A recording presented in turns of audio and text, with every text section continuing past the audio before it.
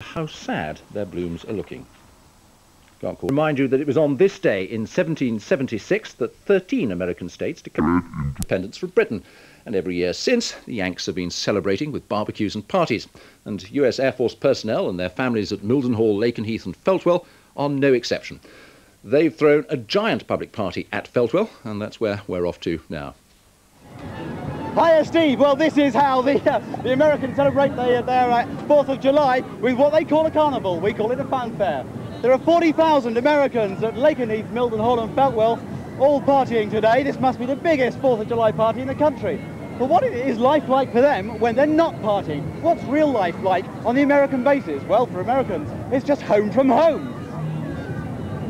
Mildenhall, the gateway to the United Kingdom. Well, if you're a Brit, it's more of a gateway to the United States.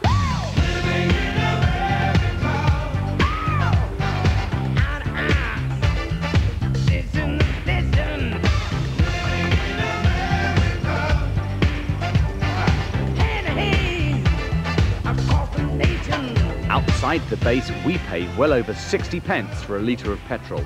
Inside, US gas is 16p a litre. We spend pounds. In here, the Mildenhall personnel dining facility, they use greenbacks. And it's all home cooking. We receive all our food from the States, other than fruits and vegetables that we receive from the European market. That seems a bit bizarre. Why? Well, we want to make sure that the quality of the food is standard with all dining facilities within the world. No wonder a lot of Americans shop on base. They find Britain very expensive.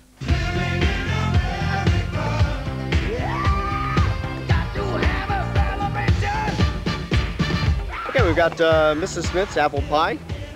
We've got Oscar Mayer bologna. And we've got Skippy peanut butter. And Armour hot dogs. What would you do without your American food, eh?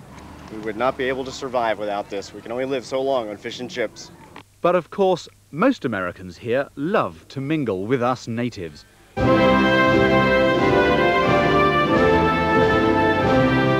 Which begs the question, why? British beer, that's probably the key focal point of being here.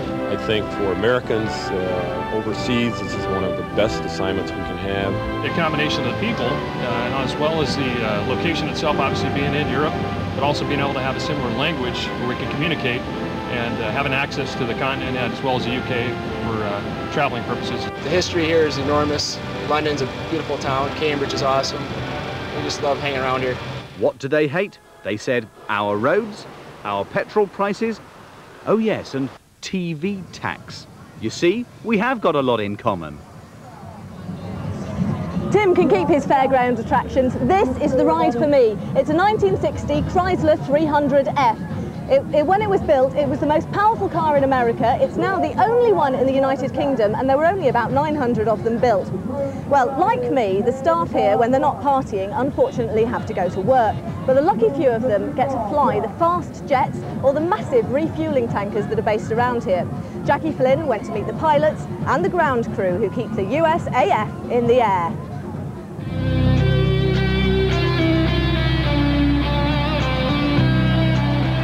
The movie Top Gun catapulted all fast jet pilots to instant stardom. Since then, many have tried to play down the perceived glamour, but there's no doubt it's a small boy's dream. Ever since I can remember, I've wanted to fly. Reading books, particularly about the Vietnam War and so forth. Just always wanted to fly jets. This is the best job in the world, bar none. It's hard work, but the rewards are there when you find yourself flying at 500 feet and just under supersonic, or fighting another jet in the air, or dropping bombs to get off target real well, or you come back from a mission where your crew worked real well together. That's the payoff. RAF Lakenheath is home to the United States Air Force 48th Fighter Wing, or Liberty Wing, responsible for training, supporting and employing one squadron of F-15Cs designed for air-to-air combat and two squadrons of the F-15E Strike Eagles for air-to-air and air-to-ground action. The American Air Force claims these menacing-looking aircraft can outperform and outfight any others. Up there, it's pilot or pilot and weapons officer, and around $50 million worth of machine.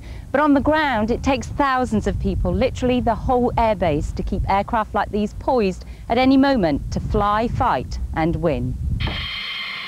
For every flying hour, the maintenance team put in an hour and a half of inspections, checks and repairs.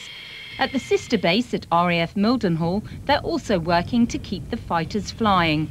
It's home to the 100th Air Refuelling Wing, with the massive KC-135s, which carry more than 21,000 US gallons of fuel.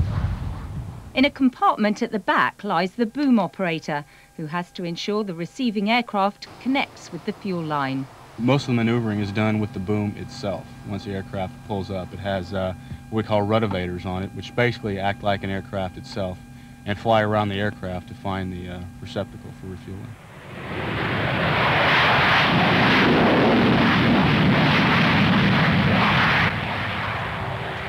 F-15s from RAF Lakenheath have already seen action in the Gulf War and Bosnia.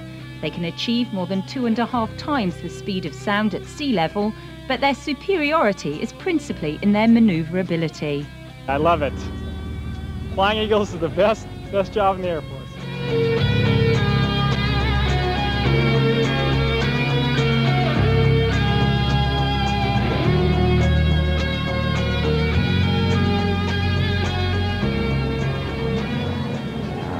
Lost it, lost it, lost it. We've been making a bad habit of losing things recently. It started with the colonies in America about 200 years ago. We lost Hong Kong this week, and we're just about to lose the Isle of Wight if we're not careful. But back to Independence Day. What does it really mean for Americans? Well, it means different things to different folk. It's the most important day in U.S. history where we gained our independence from Britain. 1776. We had a Declaration of Independence. Well, it's about freedom, and I'm glad that we got this far. We all should be proud of this day and be proud of who we are. It's a very special day. It's a patriotic reminder of our independence as colonies. We don't think of it as actually being conquering, or more or less winning the war against English rule and so on and so forth. It's just a celebration to us nowadays.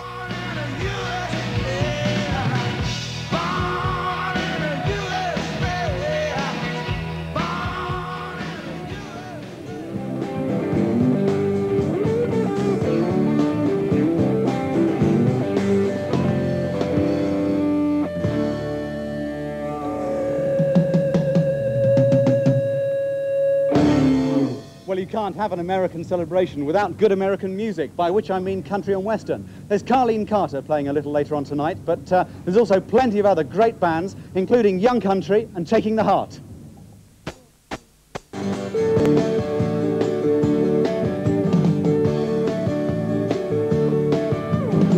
She hit the gas, he hit the bottle, he wants more ice, she needs more throttle, he wants the teeth, he shoots another down.